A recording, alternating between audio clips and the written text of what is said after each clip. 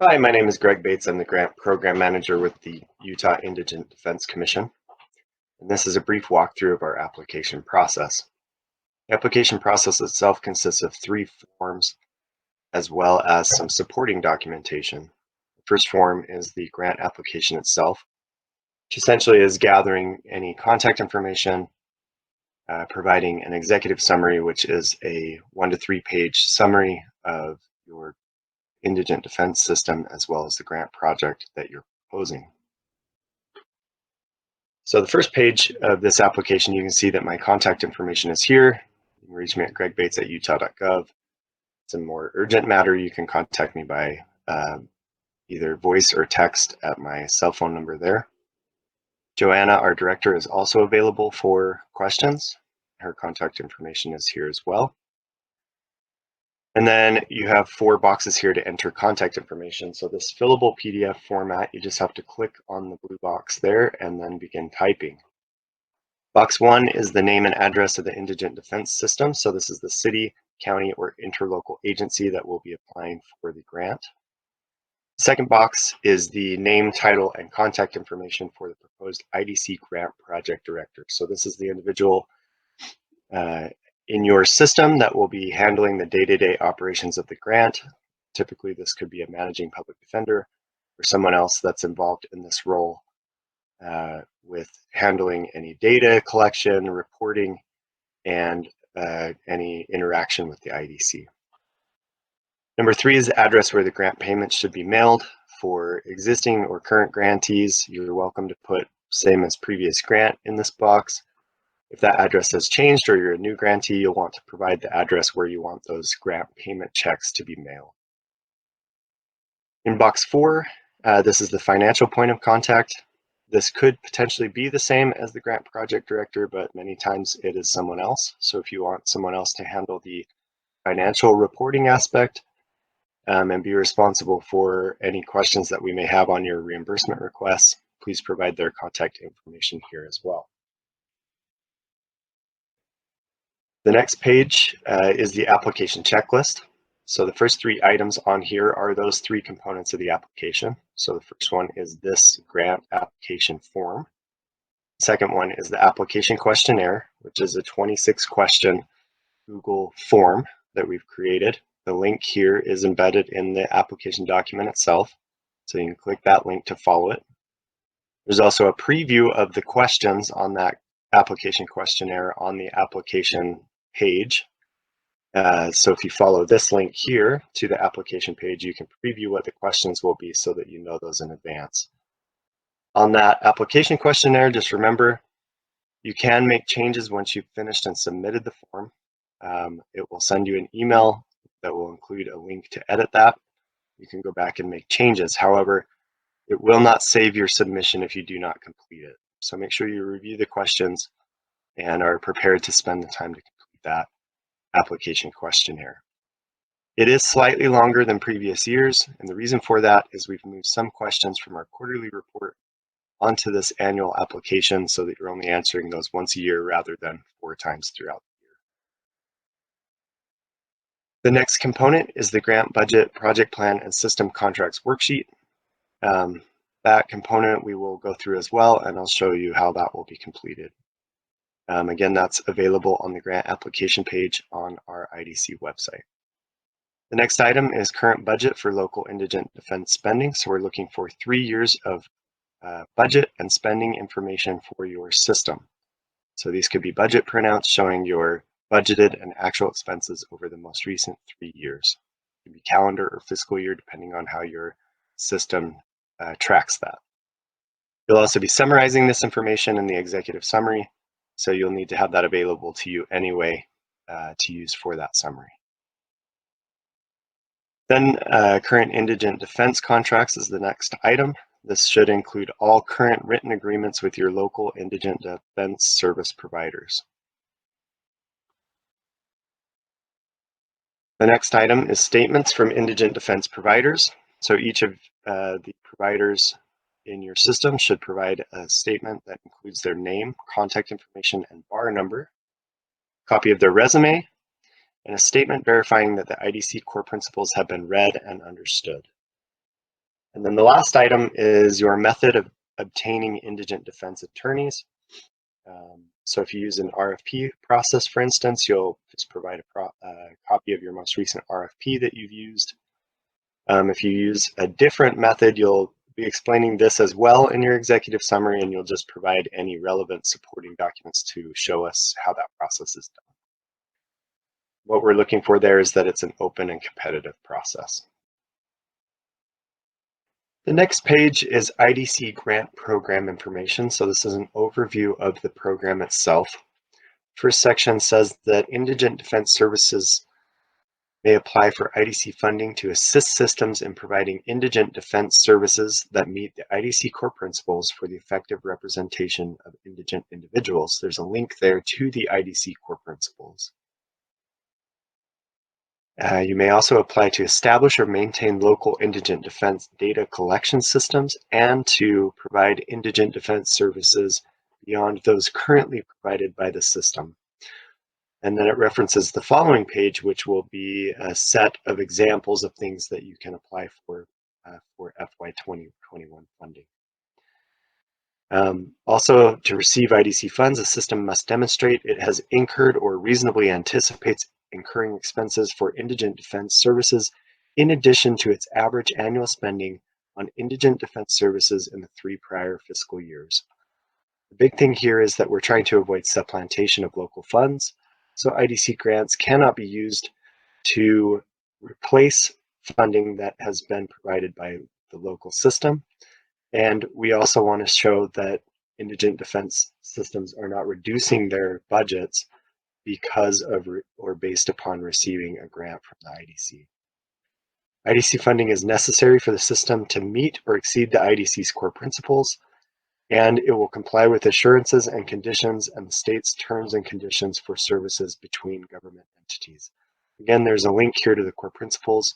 You will want to reference those throughout your application, so that link is useful to you as you work through the application. Those core principles were developed by our commission, and those are the guidelines that we follow to determine whether or not a system is providing effective representation. The IDC assurances and certifications is a list of agreements that you will sign with your grant award. Some big ones there are just for any new positions, you'll be following an open and competitive process, and that you will avoid supplanting local funds, and that you're agreeing not to reduce your indigent defense budget. That full list is available if you would like to read through that as well. The State of Utah Standard Terms and Conditions for Services. This is a generic set of requirements for all state contracts, and that will apply to the funds as well. The IDC funding timeline for IDC grants will be July 1 through June 30th. So this grant year will be July 1, 2020 through June 30th, 2021. The application deadline was initially April 9th. That has been extended to April 30th due to the COVID-19 response. We do have a new requirement for grantees for the FY2021 grant year, and that requirement is that grantees will be required to ensure all indigent defense providers in their system have and are making efforts to utilize and report with Defender-specific case management software. Then as a reminder, we do have Defender Data Prime, which is a software available at no cost to grantees. When you complete your grant application questionnaire, it will have questions there regarding Defender Data Prime. If you'd like to sign up, make sure that you answer those questions and we will help you to do that. And then also for FY 2021, the Commission has established regionalization as a priority. So grant projects where multiple systems work together to implement a managed assigned counsel system, regional public defender office, or other means to centralize indigent defense services while improving management, independence, scope of services, and accountability. Previously mentioned, the next page includes a list of examples of things that have been funded in the past and the corresponding core principles that those align with. Again, this is just a list of examples. It's not an all-exhaustive list, so if you have something that you're interested in doing and you're not sure whether or not it might be something that the IDC would consider funding, you're welcome to reach out to me with these questions. But this is a good list to read through to see what items may be available to your system to help improve services. And then the next page is items that the IDC will not be considering for state funding. 3 items here. The first one is new compensation increases for non-managing defense attorney contracts. So if you're looking to just increase the pay for public defenders who are not in a managing role, that's not something that we would provide grant funding for. But if you are showing that the system is increasing pay for attorneys to work toward parity, that could strengthen your application if you're requesting funding in other areas. The next item is legal research technology. The reason for that is the Utah State Bar provides free access to FastCase, and more information is available at the link here in the application. And then the final item, supplemental funding for attorneys to attend CLE courses. The IDC is working toward directly providing statewide CLE courses specific to public defense. However, systems should maintain existing training budgets. So just because we are not providing grant funding for that and looking to provide some free or low cost options for you, that does not mean that you should go and reduce your training budget at this time. All right. The next page is the executive summary. So as I mentioned, this is a 1 to 3 page narrative that basically explains your indigent defense system and the grant project that you're proposing and why that's needed. Now, there are 7 bullet points here that you'll want to make sure that you include and address in your executive summary. These are portions of the application that will be scored when we're ranking and determining what grants will be funded and at what levels. So make sure that you address all of these different points throughout your executive summary. It is a 1 to 3 page narrative with a fillable PDF. It's going to provide boxes here as you click on this first blue box and get to the bottom. When you need to move on to the next page, you'll need to scroll down and click on the next page and then begin typing again. I'll give you another full page and then you can scroll down, click on that again. If you get to a point where you need more space, just contact me and I can work with you to either add a page or we'll reduce the font size slightly. Hopefully most everyone will be able to fit their executive summary in the space provided. And then the final page here is the application signature page. So this is signed by an authorized individual from your system as well as the project director. So you can fill in the date, print the name and title of the person signing on each of those prior to printing them for signatures. If you need assistance on doing electronic signatures due to the situation with COVID-19, just contact me. I can facilitate sending this out electronically for signatures once you've completed the form. That's not a problem at all. Down here, it's going to give you an explanation of the project director and the official authorized to sign. The authorized signer should be someone who fills one of these positions, so city mayor, city manager, county mayor, county manager, county council chair, or county commissioner of the fiduciary agency applying for state funding. So that is the application form itself. And next we will move on to the application questionnaire. I want to quickly just navigate there from our website, idc.utah.gov. So if you scroll down to grants, click on that, and from the sub menu, click on grant application. This is where you can find all of the different forms required for this application.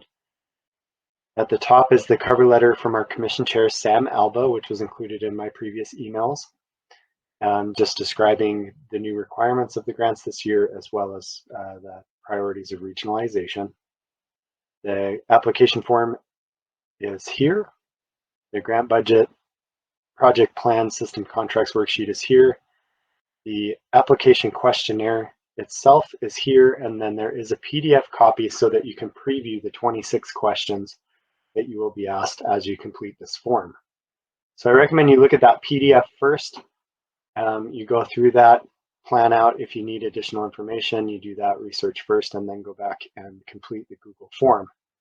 Otherwise, you can complete the form. Just keep in mind that with a Google form, you have to complete it all the way for it to save your changes. However, it will give you the option to go back and edit those if you need to. So if you start out on that and realize you need to do a little research on one or two of the questions, you can just complete the survey by putting in a partial answer and then come back and edit those once you have found the answer to your question. Just keep in mind that these are scored elements of your application, so make sure that you do the follow-up and come back and correct those responses. So if I click on the Google form here, it's going to open that form for me. It's got some instructions here at the top. And as you go through, it's going to require a response to every question in this. So we'll go ahead and just get started here. It's going to ask pretty simple names of who's applying, etc. To get you started here. The court calendar, this is, we're trying to find out what days of the week courts in your system hold specific court sessions. So you might put in district courts hold arraignments on Mondays at 2 o'clock, and just provide enough detail on that so that we could decipher what the court calendars are for each of the different hearings that are mentioned here throughout the month. As you click next, you're going to see that this will follow through our different core principles. So the first core principle is organizational capacity. This is going to ask a series of questions. I'm not going to go through each individual question, as they should be items that you can understand. If you have a question on any of these, of course, contact me. There's different types of questions as you go along. So we have short answer. We have radio buttons that will require a single response. And then there's also some checklist answers where you can enter multiple responses within one question if it makes sense to. So as you go through, you do have to answer each individual question. You'll of course want to put more thought into this than I am, but I just want to get through and show you how the form functions.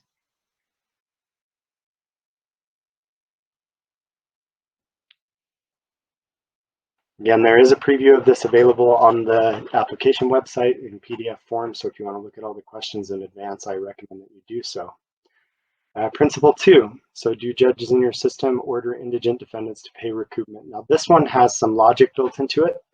If you answer yes that they do order recoupment, it's going to take you to a subset of questions here that you'll want to fill in regarding recoupment. If the answer to that question is no for your system and judges do not order recoupment, it will go ahead and bypass those subset of questions. There are certain questions such as 11 here that will ask you and require a response for multiple rows. So this question is asking you, does your contract with indigent defense attorneys require them to be present at first hearing before a judge?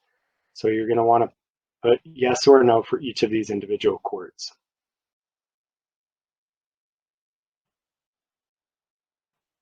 So you can see there it required an answer to all of the rows there, similar to this question here. It requires one response per row.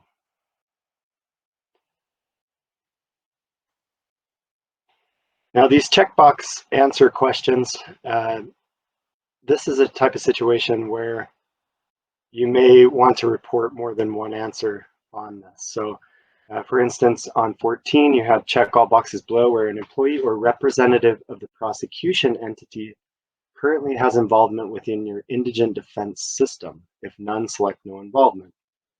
So we could say that in district court, the prosecutor has a say in the availability of defense resources for your defense attorneys, and also has a role in tracking data and reporting data for the indigent defense providers in your system. And it could be the case that in the other courts, there is no involvement. You can see that you're able to put in multiple selections based on what the situation is actually in your system currently. So similarly, same format here, we will just skip through that so we can move on to the next part. Principle 5, distinct areas of specialization. Again, multiple rows need answers here. We'll go ahead and bypass that.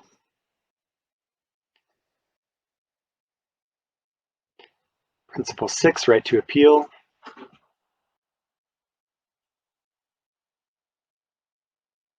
Principle 7, representation that is free from conflicts of interest. Again, multiple possible answers if you choose.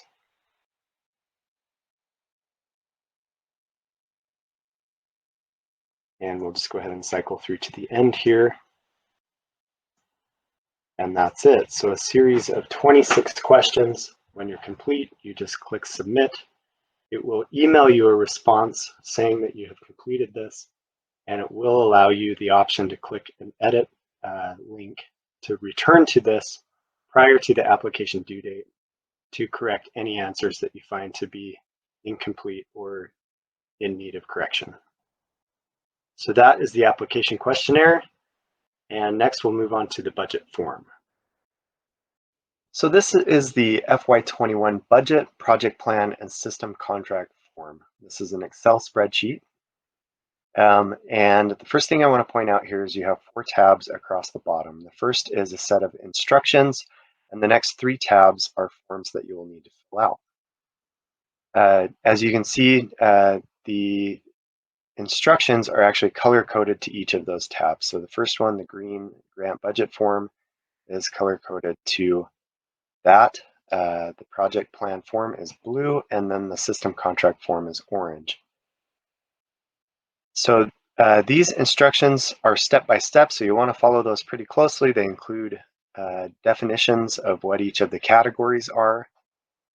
So a good way with Excel too to look at this would be to go to your View tab and create a new window. And that's going to just create 2 windows of the same Excel document so that you can have your worksheet instructions side by side with your form as you complete it. So as we go along on the grant budget form, I'll just walk you through this first. Zoom out here just a little bit so you can see the full thing. So if you've had a grant before, you might be familiar with the structure. So we have the project budget itself, and then the payment structure, which is how those payments will occur throughout the year. So essentially, you're going to be filling out 4 columns here, C, E, F, and I on expense structure. Everything else will kind of auto-populate for you and is locked down, so you won't be able to select those areas that you are not supposed to touch. So personnel and fringe, these categories are really only for county or city employees or an employee of the interlocal agency. So this would be like if you have a county paid public defender, they would go here. If it's an attorney that is under contract, they would actually fall under the contracted category. So anything that you don't have, just go ahead and leave it blank, and those will be removed as needed later on. You don't need to worry about that. So what you're going to want to do here is you're going to want to express your entire city or county indigent defense budget here on the system spending side. And then you're going to want to express any grant funds that you're requesting on the IDC grant award column. Now keep in mind that you need to request any items that you want as renewal items, and you also need to request any items you want as new funding. So as you're going to provide a name for each individual contract that you have providing public defender services. So for instance, we're going to type in District Defender A. We'll type in Legal Assistant A, and we will type in, let's say that we also have a flat fee investigator. Or actually, let's say that we have an investigator that works hourly, but they're under an annual contract. So with District Defender A, that was a pre-existing position. There were no grant funds requested, so we're just going to put this in here as a system budgeted expense. Legal Assistant A, let's say that is a position that you've requested the IDC to fully fund and was not a pre-existing position prior to either your previous grant award or prior to this new request. So we'll put in the full amount there under IDC grant. So that is now a $30,000 request for IDC grant funding. And then on the investigator, let's say that this is a position where you had a half-time contract of $15,000 paid hourly, and you are requesting an additional $15,000 in grant funding so that you could expand those services. We put that in as 15,000 and 15,000. Now you can see that this is auto populating the total cost of each individual line for you, and down here toward the bottom, it's also totaling up everything as you go. Now, one thing I want to point out is that this total here for the system side amount should be equal to or greater than the system budgets that you've provided with your grant as supporting documents. The reason for that is you should not be decreasing your indigent defense budget, and you want to express that entire budget on this same project budget form. So anything that you've budgeted for as a city or as a county needs to be expressed in this column. All right. So next, you'll notice that these ESO categories are locked. They're listed as specific categories, and you don't have the ability to change that. So ESO is equipment, supplies, and operating expenses. And this year we've moved to a format where we're having you translate your budget into these different buckets. So if you refer back to the worksheet instructions, you can see what the definitions are of each of those buckets. For instance, defense resources and reserves includes investigators, experts, transcripts, service fees, and appellate or conflict representation by attorneys for a single case not based on an ongoing contract. So if you have expenses budgeted on your city or county budget that fall into that bucket, that's where you would want to add those up and put them on the defense resources and reserves line item on this budget form. Okay, so let's say that the sum of those items on our city budget is 10,000. We put in 10,000, and then let's say we're asking for an additional 5,000 in grant funding. We would put that there. All right. You'll also notice that there are some pre-filled grant items here at $0. That's because the IDC is not offering grant funding in those three areas. So it's just preventing you from requesting something that would eventually be declined. So you're filling out those three columns in the project budget form. This is what would go into your grant award. I've also included a field here where you can provide an explanation for these buckets. So if on your city budget, for instance, this $10,000 is split between investigations, transcripts, and experts, you would explain down here what the breakdown of that was. So you're basically just telling me how you got to or arrived at this amount from your local budget. Travel here, the only thing that we offer travel funding for is for mileage for attorneys that have to travel to provide non-local services. But if you have a travel budget on your city or county budget, you'll want to include that here as well. Just note that if your travel budget is specific to training, it should go under training and related travel. All right, so then you'll note that as you've filled out column C here, it's auto-populating column H for you. It also auto-populates on the system contracts form here on column B, and then on the project plan form, it does not auto-populate. And the reason for that is on the grant input description, you're only entering line items where you've requested grant funding. And if you have multiple items where you've requested grant funding that are the same, so for instance, if you have 2 administrative positions that you're requesting to be paid by the IDC, you could put both of those admin positions under one grant input description. So it does not autofill that form, but it does autofill the other columns as shown. And then on the payment structure, all you're doing here is identifying the expense structure. So there's 3 options here. If you click on this, it's going to give you a drop down. Now you can see that that's really small. You can't really read it. Excel does not allow you to adjust the size of the font in the drop down, but what you can do is zoom in to read those. So again, on the View tab, you click on Zoom and you can adjust your zoom that way. Or if you have a scrolling mouse, you can hold down Control and then scroll up and it will zoom in there. And then you can select that and hopefully read those drop downs. So on each of these, there's 3 options: fixed, variable, and periodic. So fixed is essentially a flat fee contract, for instance, where an attorney is paid the same amount every month. Let's say that our $60,000 is broken up over the year. It's paid the exact same amount each month.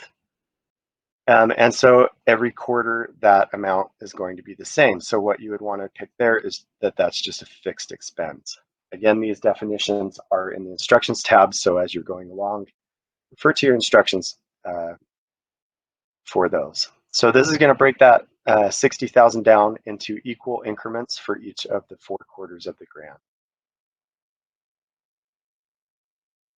And then let's say that the legal assistant is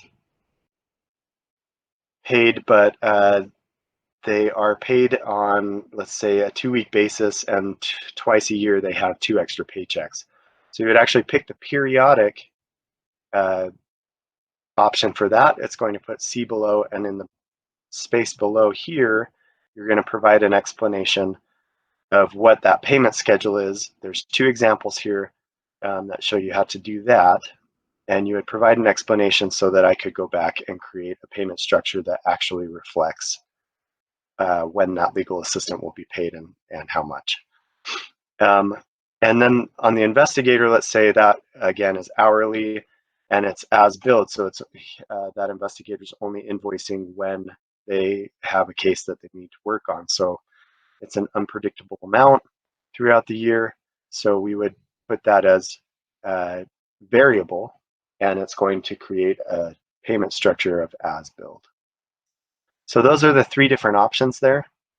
Another example of periodic is if you have, say, an annual fee for like your Indigent Defense Capital Fund, and that's only paid once a year, then you would put periodic and you would explain down below, as shown in this example. So County A's Indigent Defense Capital Fund payment is periodic. The county pays 1 payment annually in July. So you want to provide me enough information that I can understand how often that is paid and when it actually is paid, so that I can go back and create this payment structure prior to the grant award actually being issued. So once you've completed those 4 columns, that's it for this budget form, and you can move on to the project plan form. So again, with the project plan, you're only putting in items where you've requested grant funding, so grant input description. So if we were to go back to these different items on our budget form, the items that we've asked for funding on are the legal assistant, the investigator, and then the defense resources and reserves. So you would copy those items over to project plan form.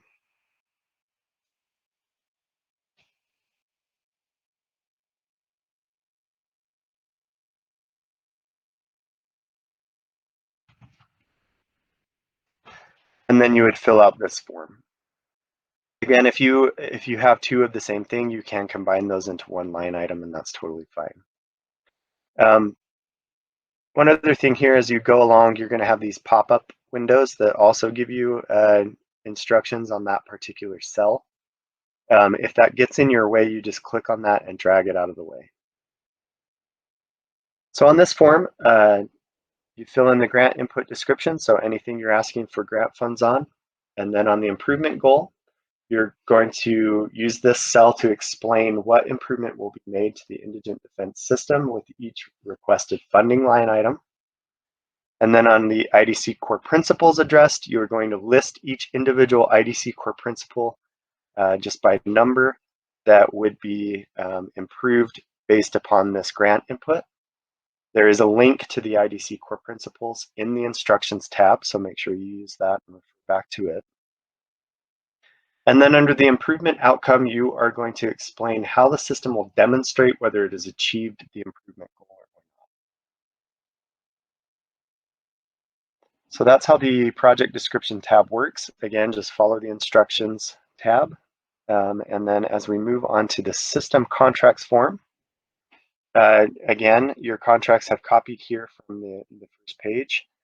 It's only going to pull items from that contracted services category. And then what you're doing here is just for each individual contract, you're telling us who the provider is that holds that contract. If applicable, you're providing their bar number. And then you're telling us about their contract details and then the services that they provide under that contract. Now, a couple things on this. If someone holds two contracts, let's say you have one attorney that holds a justice court contract and a district contract, you want to make sure that you're expressing their contracts separately. And then on this page, you would just put their name on both of those contracts. So for our district defender A, let's say that was a flat annual contract amount. So you would click flat fee there. Zoom in here a little bit so you can see the options. So we would pick flat fee. The other options there are per case. So if they're paid on a piece rate for the work that they do, you would select that. You have an option for hourly or an option of combination of flat fee and hourly or other. So you would select the proper one there, and then you would fill in these next two columns if applicable. So on this, the annual amount was $60,000. And let's say that their contract has a provision, well, in this situation, it was a flat fee, you would put 0.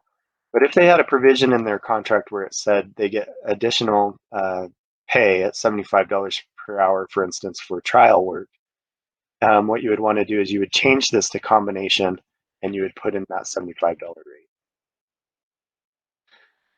So not only do they receive their flat contract amount of $60,000, they have an hourly rate available of $75, and we can refer back to the contracts that you will provide also for the details on that.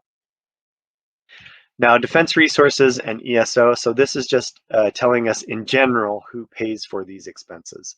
So if this district defender contract, their defense resource expenses such as investigators, experts, etc., transcripts, etc., are paid entirely by the county, you would click System Paid.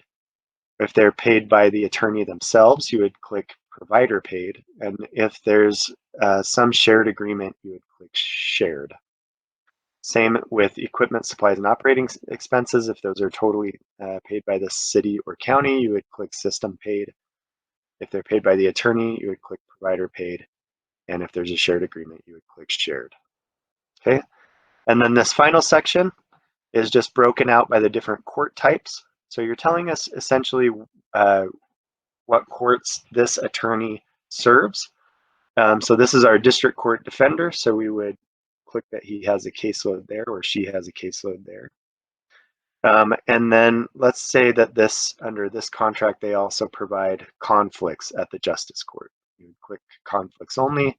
And then let's say they have no other services that they provide in these other court types, you would click none on each of those. So as you go through, you'll just fill out these same columns for each contract that your city or county has or is proposing. And then you'll also notice on these drop downs that there is an option for social work and support staff. So if you have social workers or requesting those, or have admin assistants, you would just show us which courts they would be or are providing services for. So that is the application questionnaire and the budget, project plan, and system contracts forms. If you complete those and provide all supporting documents requested in the application checklist, you will have a complete application. Again, just make sure that you complete these as accurately as possible, since this is a competitive process and your responses will be scored. And of course, if you have any questions at all, please contact me anytime. You can reach me at gregbates@utah.gov or on my cell phone at 801-979-3358. Thank you for your time, and I look forward to your application.